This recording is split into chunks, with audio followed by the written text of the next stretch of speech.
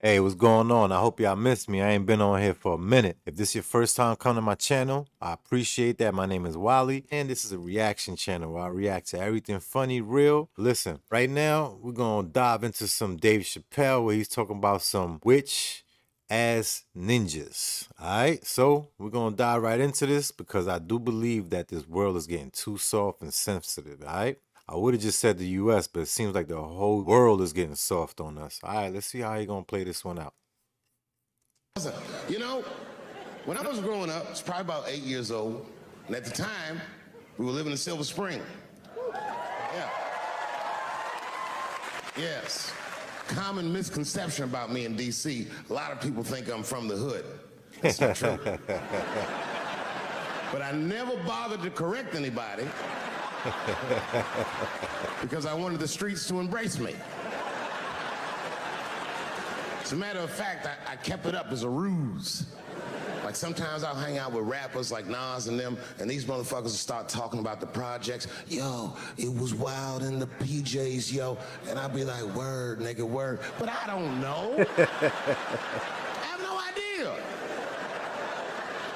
My parents did just well enough so that I could grow up poor around white people.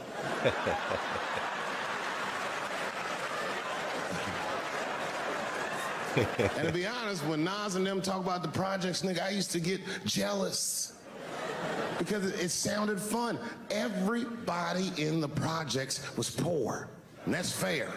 But if you were poor in Silver Spring, nigga, it felt like it was only happening to you. I know the pain of that first sleepover at a white friend's house. Listen, I know the pain, man. I came in the projects my damn self. You hear me? I know what it's like knocking on your neighbor's door just to get some more sugar or bread or something like that. You might look at it as it's humiliating, but until you get pushed to doing that, trust me, you're not gonna be humiliated. You're gonna just survive. You figure? And you come back home on Sunday and just look at your parents like, y'all need to step your game up. Everything in Timmy's house works. Remember the first time you saw that? In a cold winter, and you be at a white friend's house and see the motherfuckers in their living room without their coats on?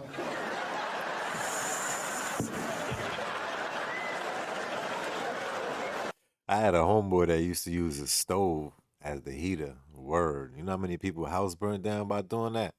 It's real out here. So if you're fortunate, be thankful.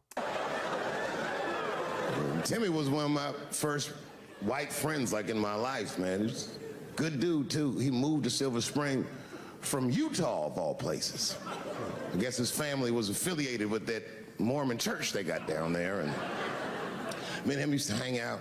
And one day I was at his house, we were just hanging out, and Timmy says, Dave, why don't you stay for dinner tonight? I said, oh, man, I'd love to, but I can't. If I'm not home before dark, my mother will kill me. That was a lie. My mother had several jobs. I hadn't seen her in like 3 or 4 days. At that point in my life, it was my experience that white dinner wasn't delicious.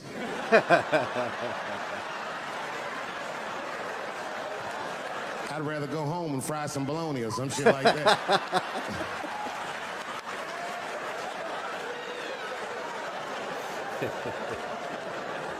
But then old Timmy threw me a curveball I wasn't expecting. He said, oh, it's too bad you can't stay, Dave, because Mom made stovetop stuffing. I said, what the fuck, stovetop? Well, hold on, nigga, let me make some phone calls. To this day, I never had stovetop stuffing, but as a kid, I looked at it like only the privileged had that. I don't know why. I had seen that commercial so many times. I had dreamt of getting my hands on some of that stovetop stuffing. And finally, I met a motherfucker that actually had a box of stovetop in the house. I couldn't miss this opportunity, so I pretended to call my mother. And then I came back and I said, Timmy, you're not gonna believe this great news. Mom said I can stay. And he said, fantastic. He said, why don't you come with me and we'll help set the table and then we can say the blessing. I had no interest in setting this motherfucker's table or saying these crazy-ass Mormon prayers. I just wanted that goddamn stuffing. My hands first. My plan was simple. Wash my hands slowly, and by the time I'm done, the table will be set, the blessing will be said, and all that there will be left to do is eat. Went to the bathroom. I washed my hands very slowly. I must have been in there for about 10 minutes. And suddenly, one of his mothers came to the door. What do you mean by that?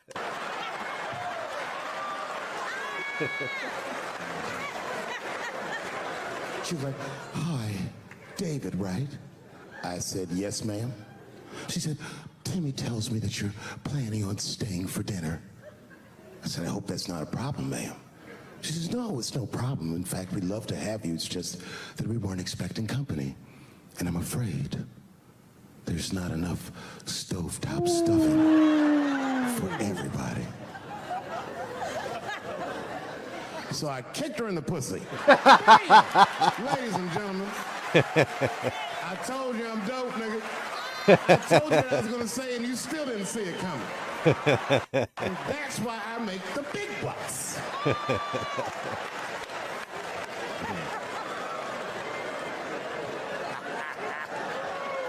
Yeah, man, if you sensitive, you can't listen to Chappelle. Real talk.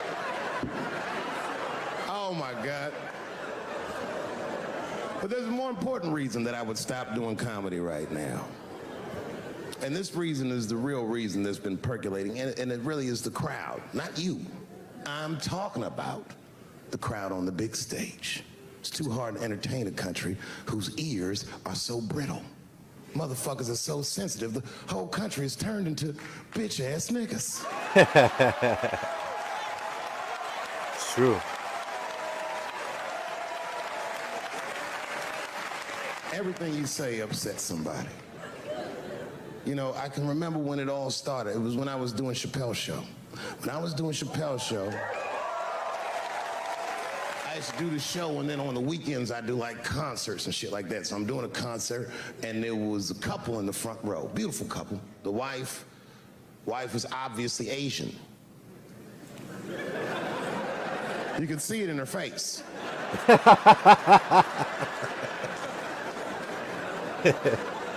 No duh. The husband, this motherfucker was mysterious, to say the least. Couldn't quite pinpoint where he was from. Caramel-colored fella, very nice hair, but he could have been from anywhere. Bangladesh, Mexico. I can't guess with a nigga like this. All I knew for sure about this guy is that his wife was a bitch. I could see that in her face, too. No, he was laughing and having a good time, and she was scowling at me at a goddamn comedy show. I couldn't figure it out. And then I realized at some point that she was pregnant, and I was smoking on stage. I said, "Oh my God, that's probably why she's mad." So I started to put my cigarette out, but then she hit me with one of them fake non-smoker calls. So I just kept smoking. I thought to myself, "Bitch, that baby will be fine. Relax." And I tried to break the tension. I just asked her. That's all I said. I go, "Hey, where are you guys from anyway?" And I could tell that she was on to me. She goes, very condescendingly, she says, "I'm from California. If you are asking my ethnicity, I am Chinese." He was like, "I'm Mexican, bro." I said, "Well, I'm sorry if I offended you by asking, but you're a very beautiful couple. And miss, there's no question that you're going to give birth to the hardest working baby this world has ever seen."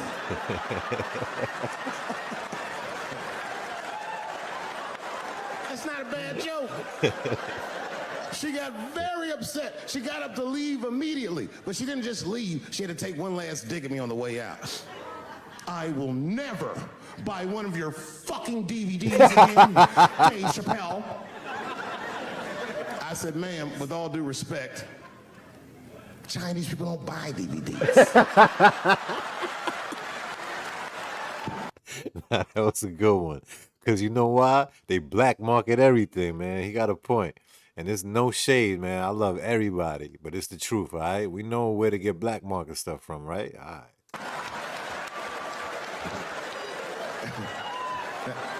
And the crowd went crazy. We were all laughing, having a good time. I didn't even think anything of it.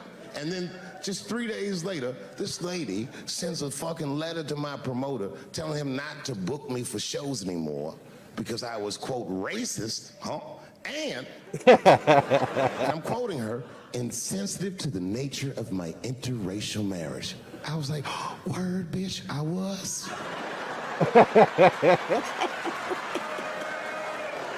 If she would know that I myself am in an interracial marriage. Word. That's right. I believe his girl's Asian too. In fact, my wife is Asian too. See? Surprise, bitch. I'll see you on Thanksgiving.